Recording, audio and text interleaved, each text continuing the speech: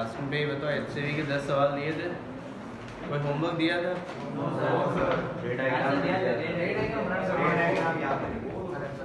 बना लिए हैं तुम लोग?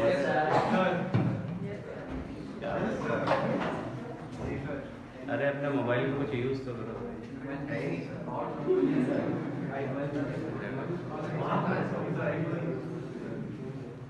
आजकल ये फैसिलिटी तो है ना। अच्छा, जो एक बार लेकर आते वो ज्यादा सुर में बोलेंगे नहीं है सर, भले घर में उसी में पड़े रहे। ये तो डरावना लग रहा है।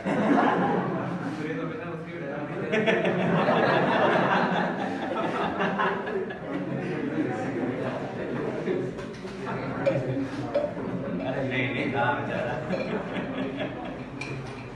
ऐसे भी डरावना कहाँ लगता है, हीरो लगता है पूरा हमारा। ये बिल्कुल हमारा हीरो लगता है, बिल्कुल हीरो की तरह दिखता है, बिल्कुल गुलशन ग्रोवर टाइप।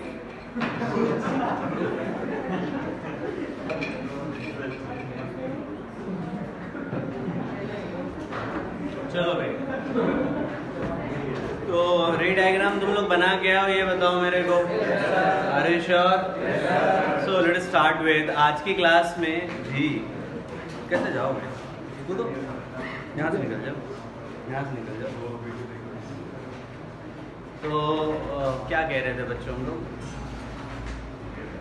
तो रे डायग्राम आप लोगों ने बना लिया है। आज की क्लास में अपने को क्वेश्चंस करने हैं। HCV लाए हो तुम लोग सब लोग?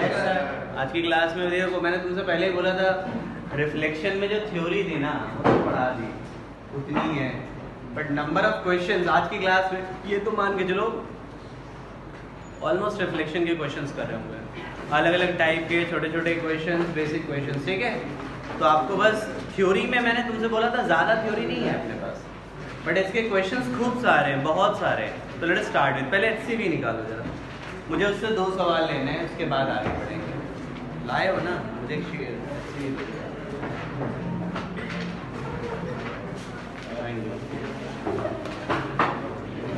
जो मैं बोलूँ ये बताते रहना क्या क्या करवा दिया है।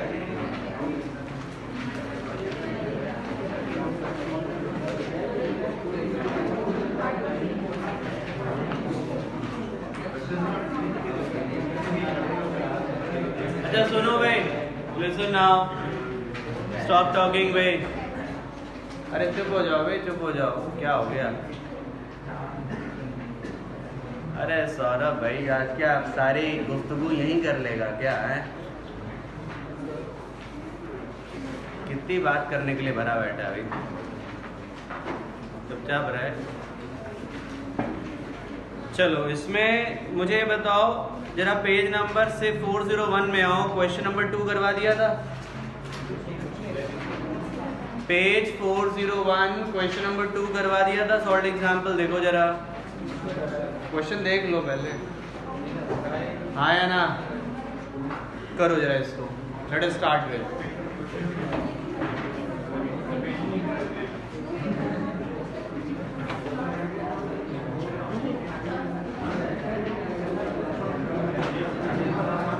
Page 401 question number 2।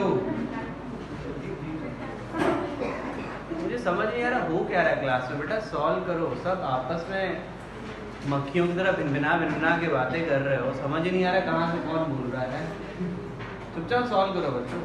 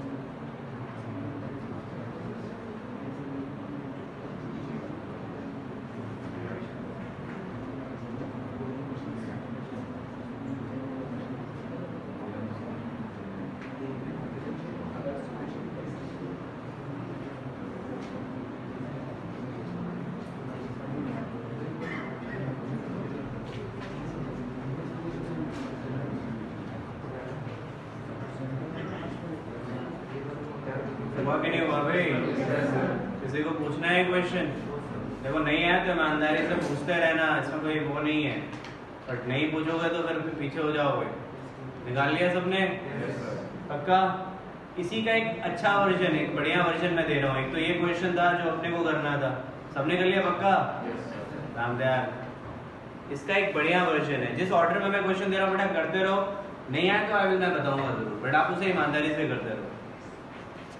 मेरे को क्वेश्चंस काफी सारे करने हैं इसमें।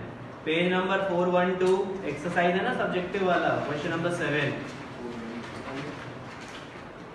पेज 412 एक्सरसाइज है ना, उसका क्वेश्चन नंबर 7 क्लास में कराया है। हाँ तुमने किया 7 करो जरा। पेज नंबर 412 नीचे एक्सरसाइज है ना सब्जेक्टिव वाले, उसका क्वेश्चन नंबर 7।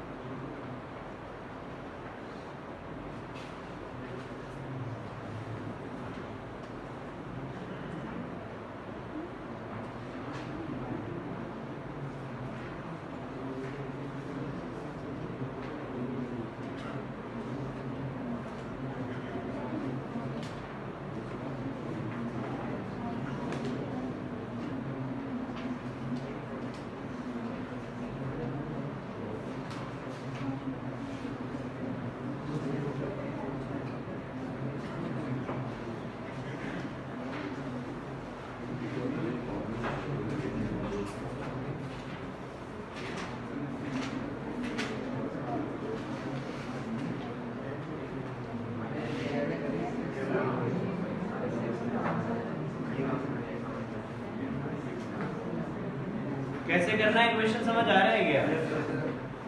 करो भाई करो, निकलना चाहिए।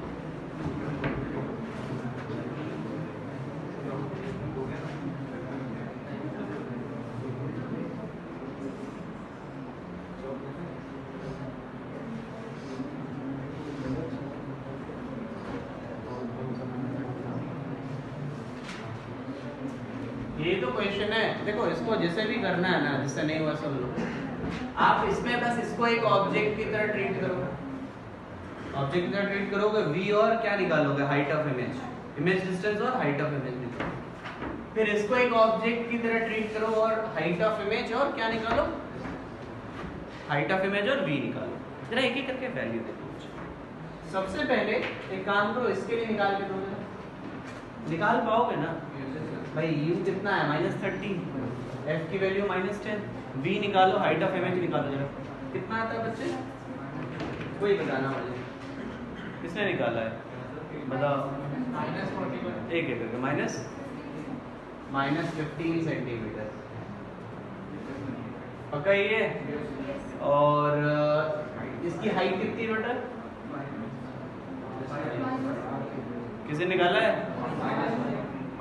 हाँ ठीक है, लेंथ मैं ले रहा हूँ, -5 है तो नीचे, जरा इसके लिए निकालो कितना है, 40/3, मतलब 13 पॉइंट समथिंग ना, तो ये पक्का 40/3, और ये 15 बताना ना, ये डिस्टेंस कितना है ये, पक्का, और ये कितना बताया बच्चे, 40/3, और ये हाइट कितनी जरा बताओ, 10/3, तो मेरे ख्याल से समझ आ रहा होगा। ये पूरी लेंथ कितनी निकालनी है अपने को, तो क्या लिखोगे, 5 + 10/3 + 15 - 40/3, देखो कितना आता है आंसर, कितना आता है, जो भी आता है वो आंसर। व्हाट डू यू से, रशिद निकाल लिया तुमने, अब समझ आ गया, क्या नहीं समझ आया, देखो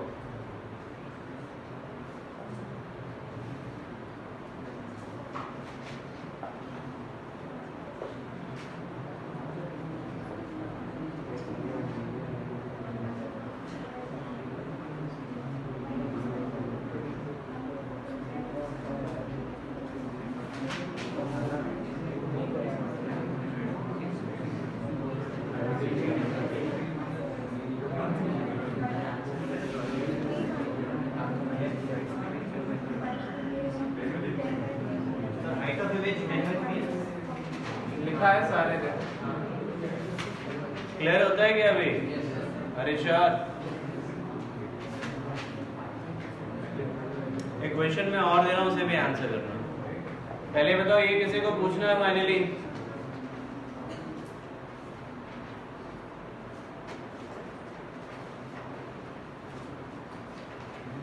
लिया जाए दूसरा क्वेश्चन, फिर कोऑर्डिनेट बेस्ड क्वेश्चन है अगला जो मैं लेने जा रहा हूँ, उसे भी देखना है।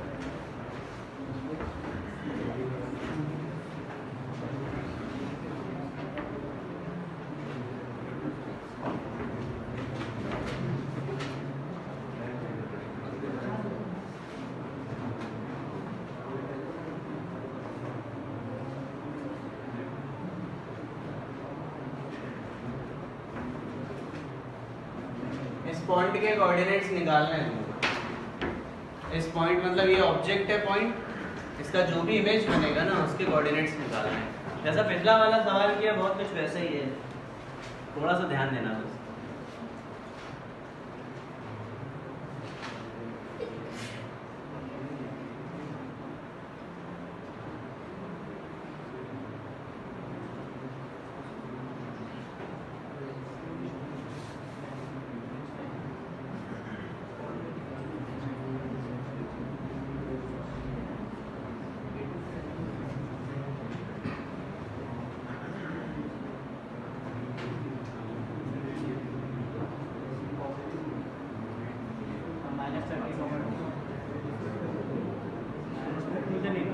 आंसर नहीं है, तुमने कितना निकाला है, -30,2 निकालो, जरा बाकी लोग निकालो। बेटा इधर पॉजिटिव एक्स से ऊपर पॉजिटिव आई है, ठीक है, कोशिश करो, ओरिजिन पे रखा हुआ है प्रिंसिपल पोल,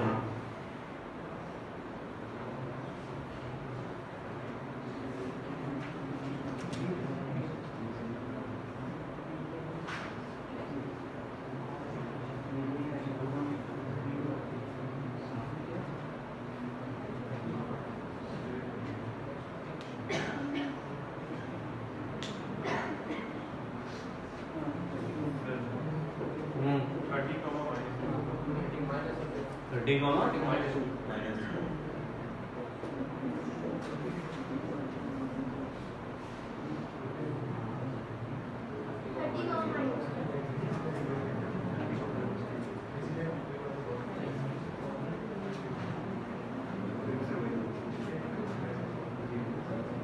कॉमा माइनस टू आ रहा है। yes, बेटा इसको तुम है ना ऐसे देखो, देखो जब भी ऐसा है ना सवाल, तुम इसको एक ऐसे एरो की तरह देखो। मान लो कि ये है, अब तुम क्या करो, ये u ले लोगे कितना -15, f की वैल्यू हो गई -10, नहीं r/2 होता है ना, हाँ -10, और ये हाइट ले लेना 1। तुम इसकी इमेज बनाना। अब इसकी इमेज समवट कुछ अगर ऐसी आती है तो ये जो पॉइंट की इमेज है यहाँ पर बनेगी। इसके कोऑर्डिनेट्स निकाल के देखो अभी, जिनसे भी नहीं हुआ। सबसे पहले लिखो जरा, ये v निकालो। सबसे पहले कितना आता है, -30 आता है। -30 मतलब ये नहीं है कि कोऑर्डिनेट तुम्हारा -30 हो गया। -30 मतलब इधर बनेगा तुम्हारा, तो इधर क्या है, ये तो पॉजिटिव x लिया ना, तो हमारा कोऑर्डिनेट क्या होगा +30। और हाइट ऑफ इमेज निकालो कितना आता है, -2 मतलब नीचे। तो 30, -2। Is it clear? पक्का? ये क्वेश्चन। इसके बाद देखो, मेरे को दो चीजें बतानी है। एक तो v वर्सेस x ग्राफ बनाना है, कॉनकेव मिरर के लिए और कॉन्वेक्स मिरर के लिए। अब हेडिंग लिखो v वर्सेस x, पहले ये लिख बना लो, फिर v वर्सेस x ग्राफ की बात करेंगे। v वर्सेस x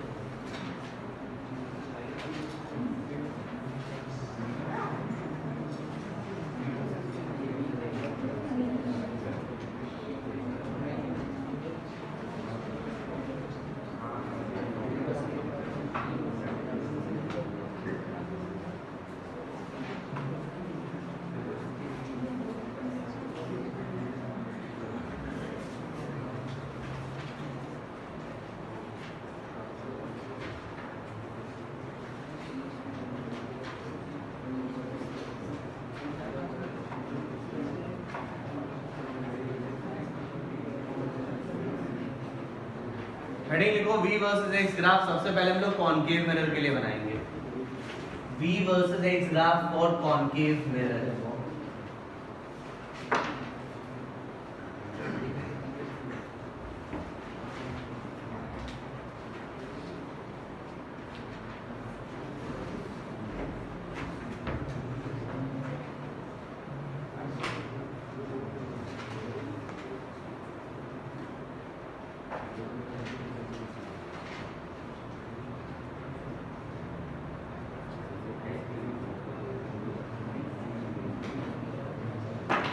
बेटा ये सब सपोर्टिंग लाइंस है अब तक जो मैंने बनाई है, all of them are the supporting ones. फिर एग्जैक्ट ग्राफ है, इसमें साइन कन्वेंशन का भी ध्यान रखा गया है, इसमें साइन कन्वेंशन का भी ध्यान रखा गया है, ठीक है।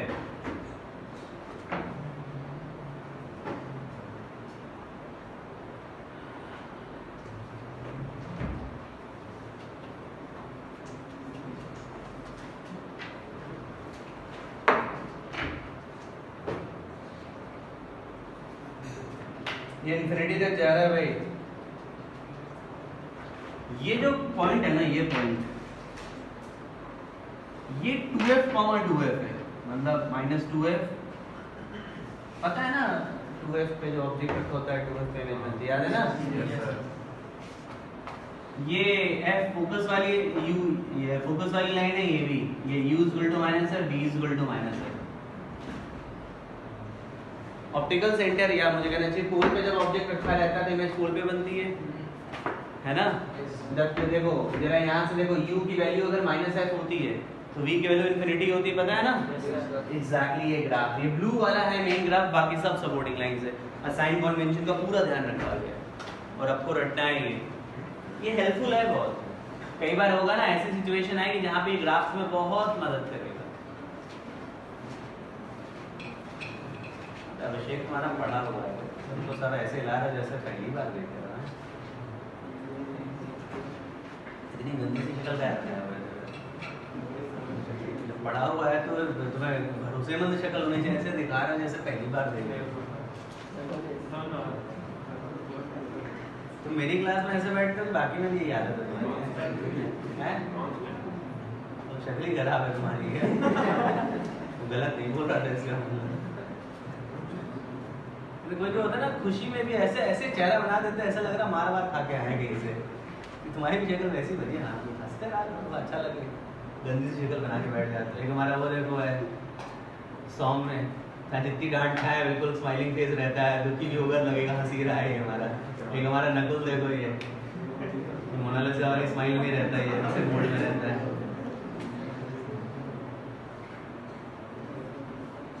भले घर से पिटपिटा के आए लेकिन स्माइलिंग फेस, बिल्कुल स्माइल देते रहते हैं। घर वालों ने मार मार के भगाया हो भले, लेकिन वाजपेयी देखो खुश रहता है बेचारा।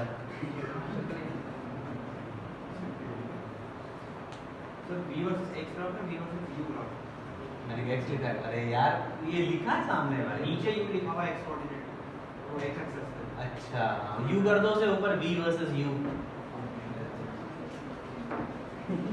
u बोला था x बोला था मैंने, समझ गया होगे वैसे तुम लोग, x तो कुछ होता ही नहीं है। इसकी शक्ल देखने में बिजी थे हम, कितनी सी शक्ल बना रहा था इसलिए गड़बड़ हुई।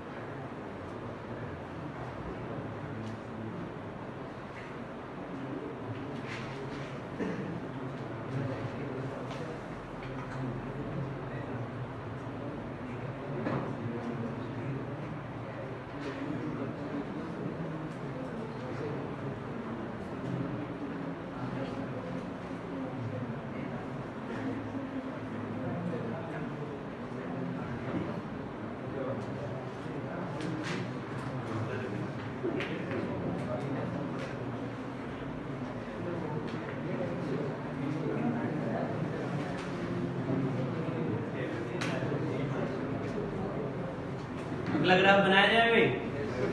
अगला ग्राफ भी कुछ ऐसे ही है, बस थोड़ा ध्यान देना। इट इज़ वेरी यूजफुल, मैं फिर से कह रहा हूँ ये ग्राफ बड़ी यूजफुल है, याद रहेगा तो बहुत बेनिफिट मिलेगा, क्योंकि मैं कभी ना कभी इसको वापस लेके आऊँगा पिक्चर में।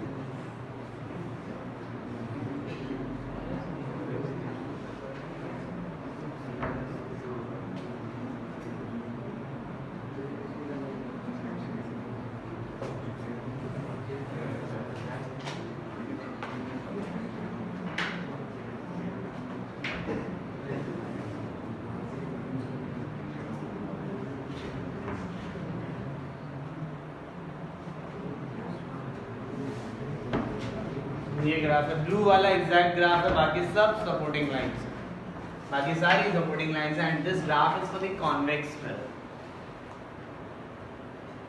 तुम्हें अगर कुछ किसी पॉइंट को चेक करना है तो तुम मिरर फॉर्मूला लगा के चेक कर सकते हो, समझ रहे हो? yes. किसी को अगर तुम्हें चेक करना है ना तो मिरर फॉर्मूला लगा के तुम चेक कर सकते हो।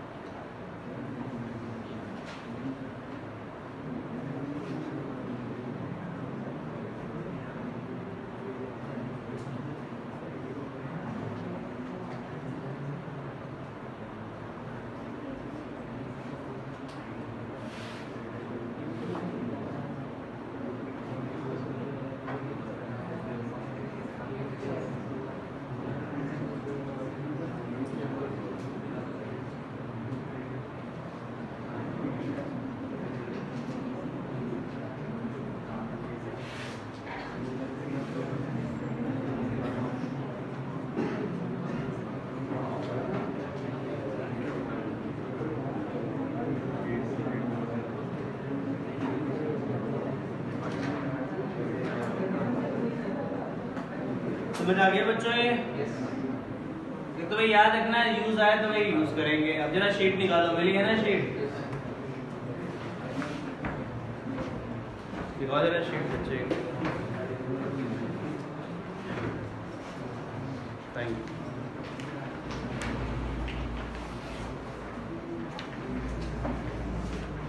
इसमें भी रे डायग्राम दिया है भाई।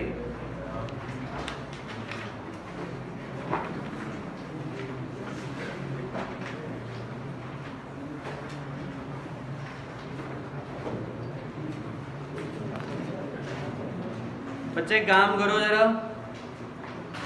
इलिस्ट्रेशन नंबर 8 और इलिस्ट्रेशन नंबर 7, 7 8 सॉल्व करो। Solve that illustration 7 and illustration 8 देना। इलिस्ट्रेशन 7 और इलिस्ट्रेशन 8 सॉल्व करो। Illustration 7 and illustration 8।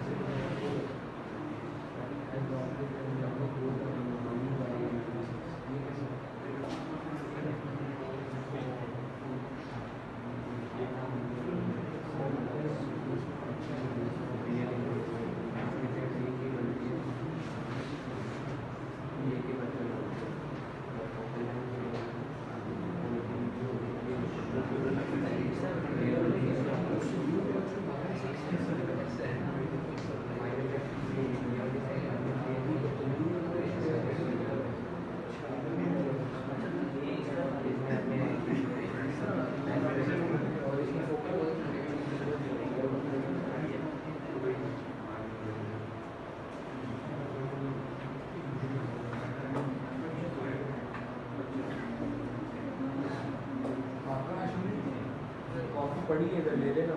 हाँ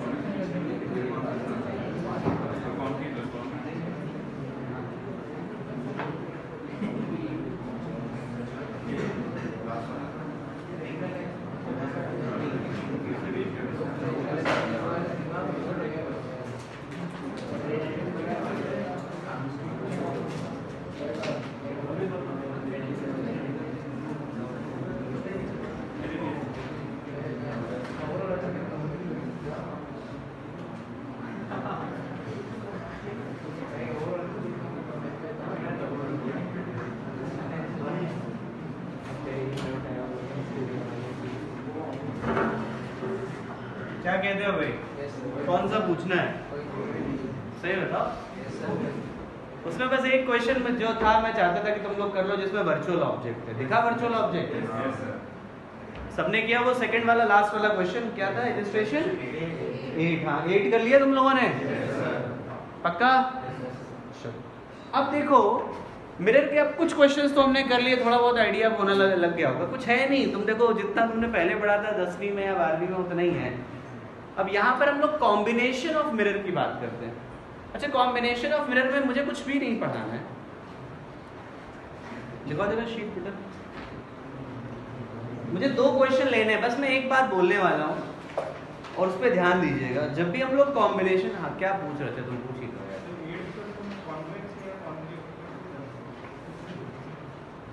वो तो फोकस अपने आप ही वैल्यू एडजस्ट कर लेगा।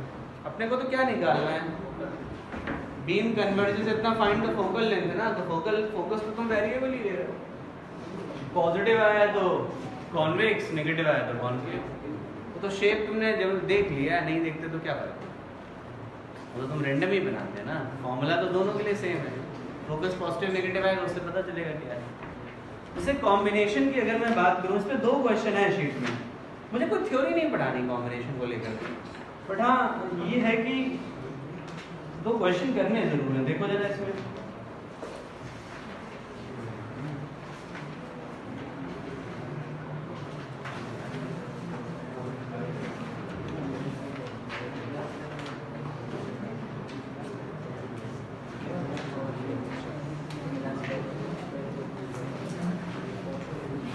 जैसे एग्जाम्पल 2 और एग्जाम्पल 3। अब मेरी बात सुन लो जरा। एग्जाम्पल 2 देखो जरा, इसमें दो मिरर है ना, डायग्राम तो तुम देख सकते हो। देखो मेरी बात सुन लो तुम लोग। जैसे मान लो दो मिरर है, कहीं पे भी दो मिरर है, सुनना मेरी बात। ये दो मिरर है, मान लो ये ऑब्जेक्ट है, कहता दो रिफ्लेक्शन के बाद फाइनल इमेज क्या बनेगी। पहला रिफ्लेक्शन इससे हो रहा है, दूसरा इससे हो रहा है। ऐसा बोला है कि पहला इससे हो रहा है, दूसरा इससे हो रहा है, समझ गए। तो हम जब सोल्यूशन करते हैं ना बच्चों, when we are solving this one, जब हम इसका सोल्यूशन करते हैं हम क्या करते हैं, हम कहते हैं कि इससे जो भी इमेज बनेगी, मान लो इसके रिफ्लेक्शन की वजह से ये इमेज बन गई, ठीक है, ये इमेज इसके लिए किसका काम करेगी, ऑब्जेक्ट का। तो लाइट रे ऐसे जाएगी और रिफ्लेक्शन के बाद मान लो फाइनल इमेज क्या हो गया ये। तो पहले रिफ्लेक्शन से जो भी इमेज बनेगी वो दूसरे के लिए क्या काम करेगी, ऑब्जेक्ट का। बस इतना ही तुम्हें क्या करना पड़ेगा, यूज करना पड़ेगा। Are you getting this thing. पहले मिरर से जो रिफ्लेक्शन होके इमेज बनेगी वो दूसरे के लिए किसका काम करेगी, ऑब्जेक्ट का। Are you sure. जरा करो इसी बात पे एग्जांपल 2। एग्जाम्पल 2 और एग्जाम्पल 3 दोनों कर रहे हैं तुम्हें, ठीक है। पहले एग्जाम्पल 2 प्लेन मिरर का केस है।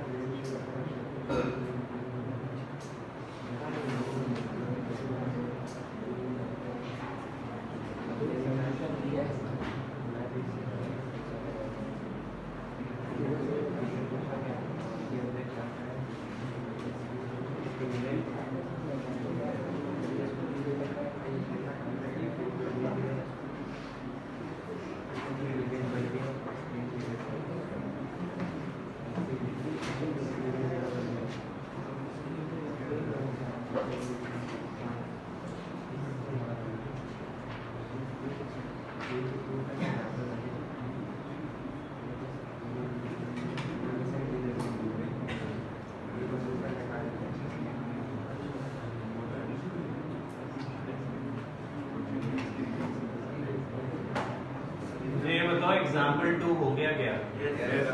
किसी को अगर एग्जाम्पल 2 पूछना है तो पूछ सकता है।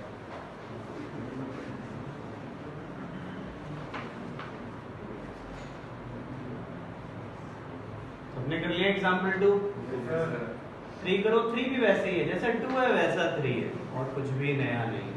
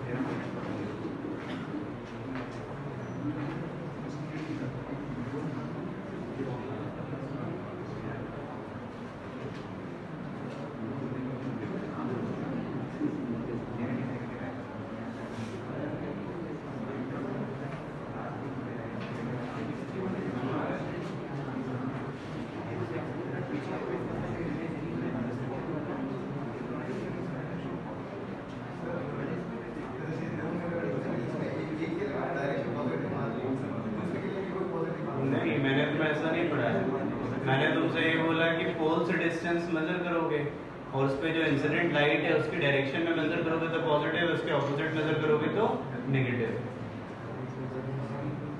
याद आया तुम्हें? एग्जाम्पल 2 सबसे हो गया। 3 करो जरा। 3 भी किसी ने निकाल लिया क्या?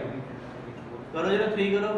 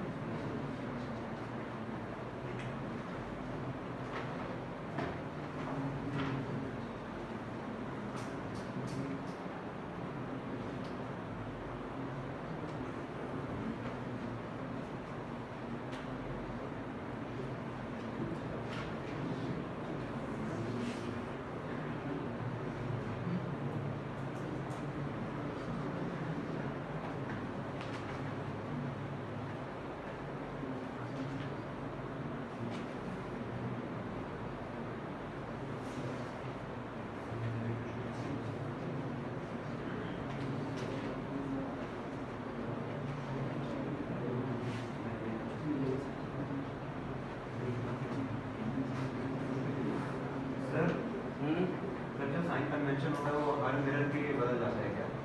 क्या कह रहा हो बेटा? साइन कन्वेंशन हर मिरर के लिए बदल जाता है? नहीं भाई, जो मैंने साइन कन्वेंशन पढ़ाया बस उतना ही यूज़ करना है।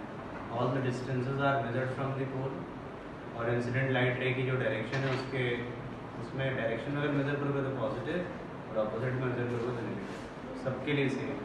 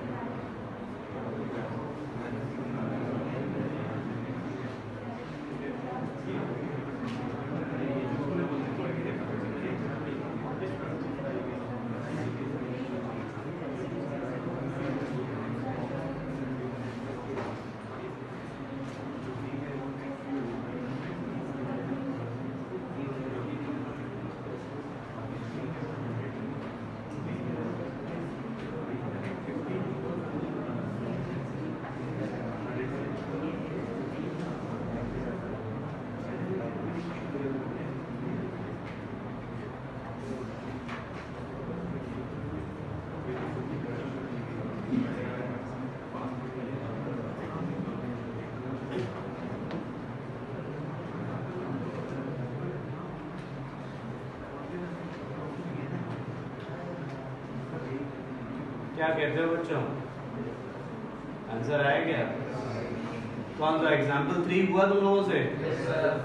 किसी को पूछना है तो पूछ सकते हो। एग्जाम्पल 3 पूछना है तो देखो। हाँ भाई सर मेरे सेकंड वाला गलत हो रहा है। सॉरी बहुत लेट हो गया।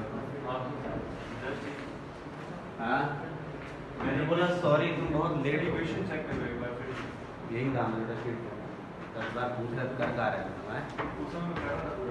सॉरी यही काम सब करते रहे तो हो गया। बाकी तो बेचारे तुम्हारे चक्कर में क्या कहते हैं हॉस्टेज बन जाएंगे। तुमने क्लास में पहले बंधक बना लिया अपने एक सवाल की। जब पहले बैठे फोन देख रहे तब तुमने पूछा नहीं। हाँ बोलो ज्ञान दे दो। मेरी अलग आ रहा है। मैं क्या कर सकता हूँ? सॉरी। थर्ड पे आ जाओ। थर्ड देखो, थर्ड इनफैक्ट जो एग्जाम्पल 2 है उसका एक बढ़िया वर्जन है। एग्जाम्पल 2 आसान है इनफैक्ट और 3 एक स्टेप अच्छा है। जरा देखिएगा अगर जिससे नहीं निकला। कहता है 2 concave mirror place 40 centimetre apart facing each other. Point object lies between at them at a distance 12 cm from the mirror. 12 cm from the mirror. Focal length 10 cm. और ये फोकस कितना है? 15 cm. Find the location of the final image formed after 2. First at mirror nearer to the object. पहले इससे निकालो 1/u 1/v तेरा v निकाल दो माइनस ये आ गया। ये 40 है और ये -60 है। मतलब -60 मतलब ये कहीं यहाँ गिरना चाहिए। ऑब्जेक्ट डिस्टेंस अब कितना हो जाएगा? +20 सेंटीमीटर। तो फिर से इक्वेशन लगाओ इसके लिए।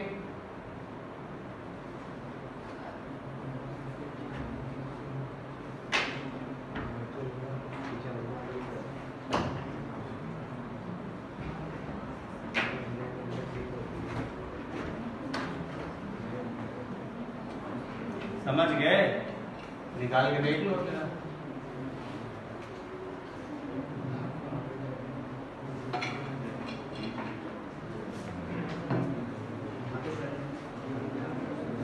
निकाल के देख लो बच्चे।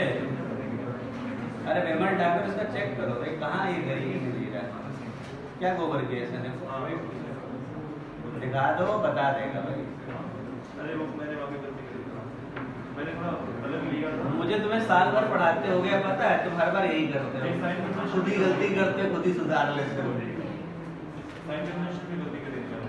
डंडा चुका जाएगा ना बेटा पीछे जम के। तब साइन कन्वेंशन गलत नहीं होगा।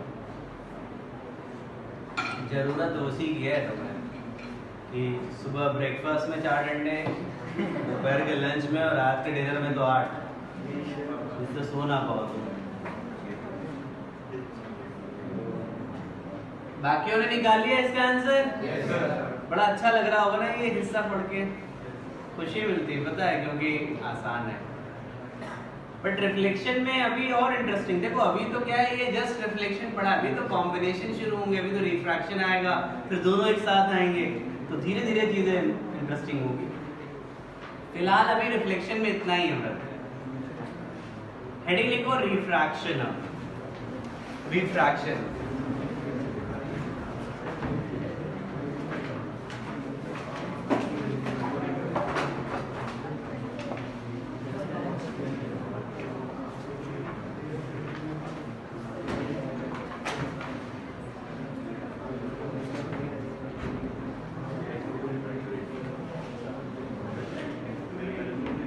रिफ्रैक्शन। देखिए we are talking about the refraction. Refraction की अगर हम बात करें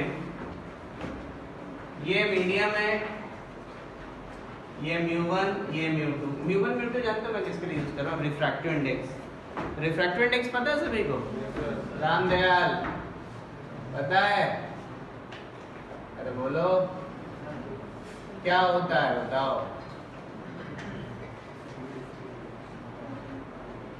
डेफिनेशन बताओ, क्या पता है फिर है? किसी मीडियम के लिए डिफाइन होता है c is the speed of light in vacuum, mu is the speed of light in that medium. जिस मीडियम का रिफ्रैक्टिव इंडेक्स डिफाइन करना है उसमें उसकी स्पीड है। ये वैक्यूम में है, ये मीडियम में स्पीड है। c/v जो भी रेशियो आ जैसे mu करते हैं। एनसीईआरटी में इसको n से रिप्रेजेंट करते हैं। मैं यहाँ पे mu से ही करूंगा, तुम्हारी इच्छा तुम जिससे करो। क्या कहते हो बच्चों, याद रहेगा तुम लोगों को? हरीश और अब देखो जरा, रिफ्रैक्शन में होता क्या है, एक मीडियम से जब दूसरे मीडियम में लाइट रे आती है, ठीक है, ये इंसिडेंट है, ये रिफ्रैक्टेड है, ये नॉर्मल है, ठीक है। एक से जब इंसिडेंट होती है दूसरे में रिफ्रैक्ट होके जाती है ना, समझ रहे हो, रिफ्रैक्ट होके, तो ये फिनोमिनन तुम देखोगे ये लाइट रे अपनी एक्चुअल पाथ से बेंड कर गई है। अब ये किसी भी तरफ बेंड कर सकती है, इधर भी कर सकती है, दूर भी कर सकती है, बट एग्जैक्टली इसी पाथ पे नहीं आएगी, सीधे नहीं आएगी, ये अपने रेगुलर पाथ से बेंड कर जाएगी, या तो ये नॉर्मल की तरफ बेंड होगी या अवे फ्रॉम द नॉर्मल होगी। So this bending of light, this phenomenon is called, क्या कहते हैं बच्चे, रिफ्रैक्शन। इस फिनोमिनन को हम लोग रिफ्रैक्शन कहते हैं, ठीक है। अब इसमें लॉज ऑफ रिफ्रैक्शन का कंसेप्ट आता है, लॉज ऑफ रिफ्रैक्शन। बताओ भाई क्या होता है? पहला तो इंसिडेंट, नॉर्मल और रिफ्रैक्टेड सेम प्लेन में होंगे, और दूसरा क्या होता है, स्नेल्स लॉ, म्यू साइन आई कांस्टेंट। इसका मतलब क्या है जरा देखना, म्यू साइन आई कांस्टेंट मतलब म्यू साइन थीटा लिख दो, आई भी नहीं लिखना है मुझे। इसका मतलब है जिस मीडियम से लाइट रे आ रही है, इसमें आ रही है जैसे म्यू वन से, और नॉर्मल से एंगल कितना बना रहा है, साइन आई, ये बराबर होगा म्यू टू साइन, ये स्नेल्स लॉ है। समझ गए बेटा? जब भी पहली बार देख रहे हो ना, वो जरूर समझ लेना। अभिषेक तुम समझ गए? हंस के बोला करो यार, सही में गंदी शक्ल है क्या तुम्हारी? ऐसा लग रहा है जैसे सही में रो रहा है बैठ के। कहाँ से आवाज है?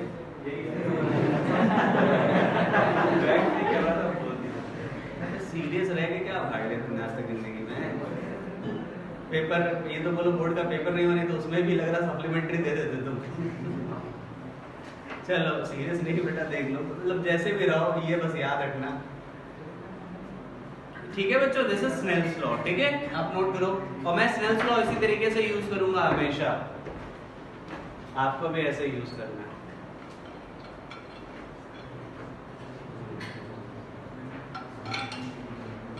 तो कल क्या हुआ था एक्स्ट्रा क्लास में? पोलराइजेशन और पोलराइजेशन। कितने लोग थे? छुट्टी मार ली तुमने? एक ही बात है, क्यों?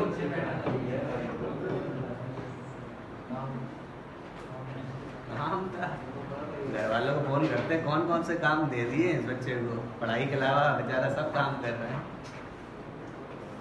सौ में तुम थे पक्का? ब्रेस्टर्स लॉ क्या होता है?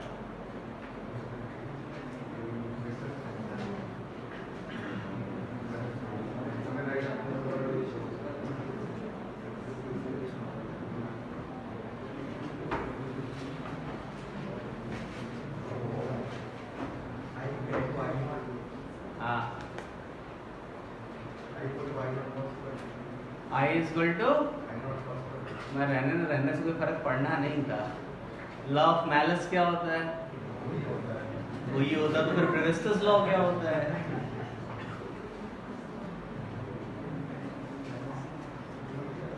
बेटा मैं किसी किसी कमरे में मन करके तुम्हारे पर जर्मन शेफर्ड छोड़ दूंगा।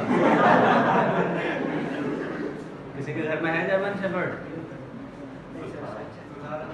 अच्छा वो उसको ही छोड़ देंगे वो बातों से बोल बोल के खून निकाल देगा कान से वो तो कमेंट मार मार के कान से खून निकाल देगा अभिषेक का एक्सपीरियंस है उसके साथ याद रखो यार। देखो बच्चे, देखो तुम्हें सही बताऊं मैं, इन क्लासेस का मोटिव जानते हो क्या होता है कि तुम एक बार पढ़ लो, घर पे पढ़ नहीं पाओगे। क्लासेस रखने का मोटिव यही होता है कि क्लास में एक बार बैठे रहोगे ना, भले तुम कम अटेंटिव भी रहो, लेकिन एक बार सुनोगे तो याद रहेगा थोड़ा बहुत। और तुम्हें अगर मैं ये कह दूं कि हाँ भाई पढ़ लेना है, तो थ्योरी ये तो तुम्हें पता है, वो 2 पेज की थ्योरी है, एनसीईआरटी को उठा के पढ़ना है। अब ये तो मैं तुमसे ऐसे भी कह सकता हूँ पढ़ लेना, ये इंपॉर्टेंट है, बट मोटिव वही है कि एक बार तुम बैठ के यहाँ पे 4 लाइनें सुनोगे ना, थोड़ा याद रहेगा, और याद रखना आसान है। अब वो तुम्हारी इच्छा है, तुम कैसे करो, दैट इज योर चॉइस, ठीक है। तो रटने वाले टॉपिक्स का मेन इंटेंशन यही होता है कि धीरे धीरे, तुम देखो मैंने इकट्ठे कोई भी नहीं करवाया है, अभी भी थोड़े बहुत रटने वाले टॉपिक्स है, थोड़ा थोड़ा करके इसीलिए ऐड कर रहे हैं कि थोड़ा याद रखो आप लोग। बाद में ऐसा नहीं होना चाहिए कि भाई ये आया था, अरे थोड़ा सा याद होता तो हो जाता, और ऐसा मिलेंगे क्वेश्चंस तुम्हें, ठीक है। खैर छोड़ो, तो ये बताओ स्नेल्स लॉ क्लियर है तुम लोगों को? अरे श्योर। अब इसमें एक बात मैं बताऊं जरा, स्नेल्स लॉ बहुत काम की चीज, अपने लिए बहुत काम की चीज है, पूरा रिफ्रैक्शन ही इस पे घूमने वाला है। और यहां से तुम देखोगे ना बच्चे, नाउ लिसन, जैसे कभी तुमसे ऐसा सवाल पूछ ले, देखना, कभी ऐसा सवाल पूछ ले, जैसे 3-4 मीडियम दे दिए, ये μ1 μ2 μ3 μ4, ये कहता है कि ये एंगल आई है, तो ये एंगल आर होगा, आर की वैल्यू निकालनी है अपने को, ये आर की वैल्यू निकालनी है। तो तुम यहाँ बीच बीच में कहीं पे भी स्नेल्स लॉ मत लगाओ, सीधे यहाँ पर लगाओ और यहाँ पर। मतलब मैं क्या कहना चाहता हूँ, मैं लिखूंगा यहाँ पे क्या लिखेंगे, μ1 sin i is equal to μ4 sin r। तुम सीधे यहाँ से यहाँ के बीच में ये वाला फॉर्मूला लगाओ। स्कूल में जनरली तुम्हें यहाँ पे सब लगा के काट वाट के दिखाया जाता है ना, ऐसा किया था क्या कभी कि सीधे लिखा था तुम लोगों ने वहां पे भी? जो भी पढ़ा था, अब ध्यान रखना कि तुम सीधे सीधे यहाँ के लिए μ1 sin i और यहाँ के लिए μ4 sin r लिख के बराबर करो, r आ जाएगा। व्हाट डू यू से? आया ना भाई? एग्जैक्टली यही कहानी। और स्नेल्स लॉ बहुत सारी सीधी सीधी चीजें, मतलब स्ट्रेट फॉरवर्ड चीजें, ठीक है। 2 क्वेश्चन करने अपने को इसमें।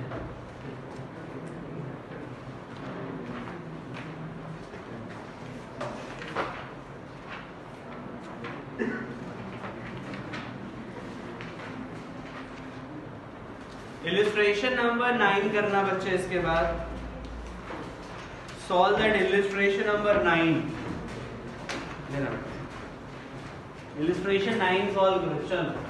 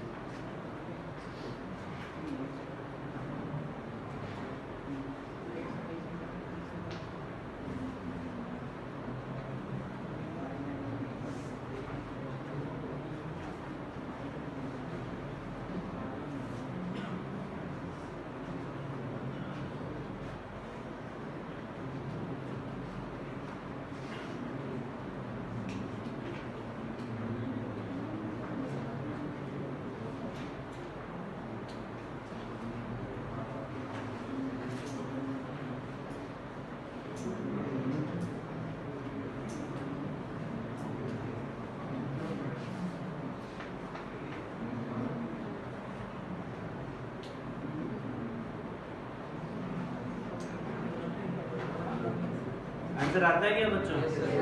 पक्का? चलो आज एक ही क्वेश्चन रखते हैं, आज होमवर्क है तुम्हारे लिए काफी। जरा शीट देना बच्चे।